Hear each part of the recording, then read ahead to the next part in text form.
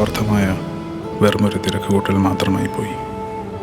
കാണേണ്ട കാഴ്ചകൾ പലതും കണ്ടില്ലെന്ന് നടിക്കാനുള്ള കപടമായ വെറുമൊരു തിരക്കുകൂട്ടൽ.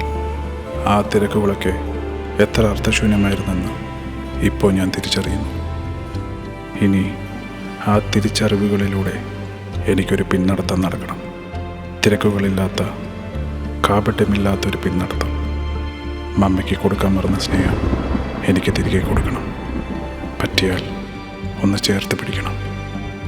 ഇനിയുള്ള കാലം ഒപ്പം നിൽക്കണം. ഒരു പ്രായശ്ചിത്തമായിട്ടല്ല, ഒരു മകൻ്റെ കടമയായിട്ട്.